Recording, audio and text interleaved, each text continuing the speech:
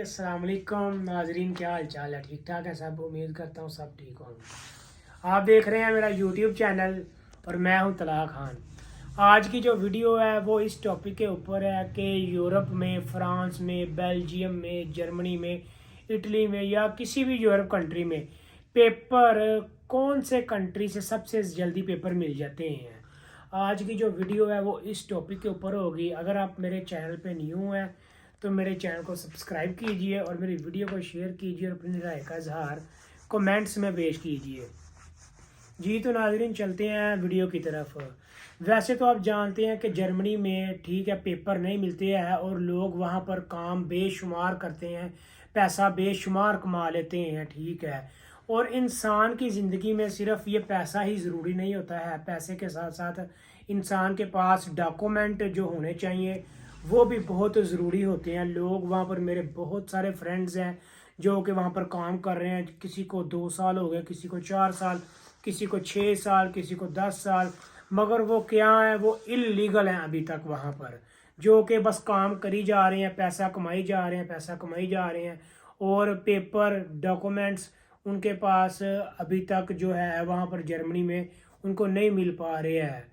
तो इटली जो है, इटली नाजरीन डॉक्यूमेंट भी दे देता है, मगर वो उसके साथ साथ इंसान को थोड़ा सा कैंप में रहना पड़ता है, कैंप को फॉलो करना पड़ता है और कैंप के रूल्स को समझना पड़ता है, किस टाइम पे ये काम करना है। वो सारे जो होते हैं कैंप वाले आपको बताते हैं, आपकी कापो जो होती है वो बताती है कि आपने ये वाला, आपकी सोजोर्नो है, आपने ये किस तरह से अप्लाई करनी है। वो आपको कस्तूरे में लेके जाते हैं।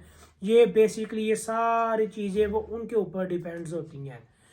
और नाजरीन, जो सबसे जल्दी पेपर देता है वो है पुर्तगाल, ठीक है। और उसमें पुर्तगाल में आपको 3 साल के बाद जो पक्के पेपर मिल जाते हैं वो 100% श्योर आपको मिल जाते हैं पेपर। और उसको पेपर अप्लाई करने का क्या तरीकाकार है वो भी मैं आपको वीडियो में बताऊंगा। उसको बेसिकली अप्लाई करने का तरीकाकार ये होता है, अगर आपका कोई दोस्त, कोई रिश्तेदार वहाँ पर काम कर रहा है, जिसका कोई बिजनेस है, कोई भी दुकान है, कोई भी वर्कशॉप है, कोई भी सलोन है, किसी भी चीज़ का बिजनेस है, कारोबार है, कोई वर्कशॉप है, तो अगर वो आपको कहता है, अगर आप उसके पास जाते हैं, आप कहते हैं कि मैं अपने पेपर अप्लाई करना चाहता हूँ, तो आपने टैक्स देना होता है तकरीबन तकरीबन भी 3 साल तक। जब तो आप टैक्स पे करते रहते हैं उससे पहले आपको अपॉइंटमेंट तो लेनी पड़ती है, ठीक है, अपने सरकारी दफ्तर के ऊपर। सरकारी दफ्तर से आपने लोजो तीवो लगानी होती है। लोजो तीवो कहते हैं उर्दू में घर का एड्रेस, कि आप घर के कौन से एड्रेस पर रह रहे हैं, जिस घर का एड्रेस होना चाहिए उसी घर के मकान मालिक का बिजनेस होना चाहिए। ये वहाँ पे एक लॉ है। और जब आपके पास ये डॉक्यूमेंट्स आ जाते हैं, जो मकान का दूसरा, जिसके नाम मकान होता है वो आपके नाम पहले मकान करवाता है, मतलब आपके नाम करवा देता है फार्म के ऊपर कि ये घर में ये लड़का रह रहा है, इसका ये एड्रेस है और ये मेरे पास काम कर रहा है। तो वो आपको पुंतामेंतो जो होते हैं वहाँ पे सरकारी दफ्तर वाले आपको अपॉइंटमेंट दे देते ही हैं। और जब आप अपॉइंटमेंट लेके जाते हैं, आप अपने सारे डॉक्यूमेंट्स दिखाते हैं कि मैं यहाँ पर काम करना चाहता हूँ पुर्तगाल में, वो फिर आपको 3 साल का टाइम पीरियड रिक्वायर्ड करते हैं, जो कि आपने उस टाइम पीरियड रिक्वायर्ड में आपने टैक्स उतारना होता है। टैक्स आप कैसे, आप बहुत मेरे फ्रेंड्स ये पूछते हैं यार ये टैक्स कैसे उतारते हैं, ये टैक्स क्या चीज़ है, मतलब ये कैसे उतारना होता है। टैक्स बेसिकली आपने इस तरह उतारना होता है, अगर आप काम कर रहे हैं, अगर आप काम कर रहे हैं, टैक्स लीगल है, वहाँ पर आपको बंदे ने जो जिसका बिजनेस है वो लीगल है, वो हुकूमत की नज़र में सारा उसने टैक्स पे किया हुआ है, तो आप उसके पास रहते हैं, काम करते हैं, जो कंट्रीब्यूटियाँ होती हैं, जो टैक्स होता है, जो आपका बूस्ता पागा होता है, वो आपको सेंड करता है आपके अकाउंट में। और जब आपकी सैलरी आपके अकाउंट में आती है, ठीक है, तो वो आपका टैक्स पे करता है। वो इसकी हुकूमत की नज़र में उनको पता चल जाता है कि ये ट्रांसफ़र पैसे हुए हैं, वो फिर आपको बूस्ता पागा भी एक देते हैं, जिसे पेपर कहते हैं। पेपर के ऊपर वो सारी मेंशन की होती है कि आपने कितनी देर वर्क किया, आपने कितने दिन, आपने एक माह में कितने दिन रेस्ट की है और आपने कितना टैक्स पे किया है। वो पेपर के ऊपर सारा डेटा मेंशन किया होता है।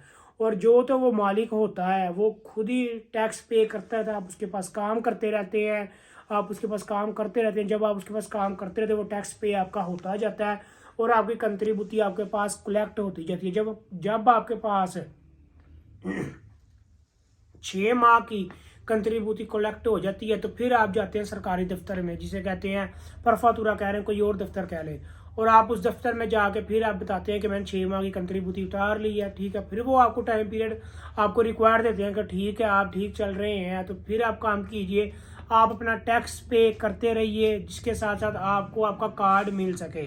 तो फिर वो काम करना पड़ता है, तकरीबन भी 2.5 साल फिर काम करना। जब आप टैक्स पे करते रहते हैं तकरीबन 3 साल आप टैक्स पे कर लेते हैं। वो टैक्स आपने पे करना होता है मैक्सिमम 10,000 यूरो, ये इतनी लिमिट होती है। और जो वो आपको वो होते हैं वो रेते मिलते जाते हैं, रेते कहते हैं वो जो भूसे बागे होते हैं, उसे उस जुबान में रेते कहते हैं, वो आपको रेते मिलते जाते हैं। जब आपके पास रेते सारे कलेक्ट हो जाते हैं 3 साल में, तो फिर वो आप लेके जाते हैं सरकारी दफ्तर में परफातुर में, वो आप जाके आप अपील करते हैं कि आपने जो मुझे आप सारे लॉ बताए थे, आपने जो मुझे कानून बताए थे, मैं उस कानून पे पूरा उतरा हूँ, तो मैं ये रहते सारे ये जो है भूसे पाके सारे लेकर आया हूँ, मैंने टैक्स सारा उतार लिया है। तो फिर वो आपको सारा कंट्रोल करते हैं, वो कंट्रोल करते हैं आपकी डेटा, आपका डेटा जो सारा कंप्यूटर पे देखते हैं, क्योंकि कंप्यूटर पे जब आपने काम करना है, आपका भूसा पागा आपके पास आना, तो वो सारा कंप्यूटर पे डाटा मेंशन हो जाता है। जो सरकारी दफ्तर होते हैं, जब वो आपका नाम ऐड करते हैं तो सारा डेटा ऊपर आ जाता है। तो ये तरीकाकार होता है बेसिकली। आप बंद कर दो।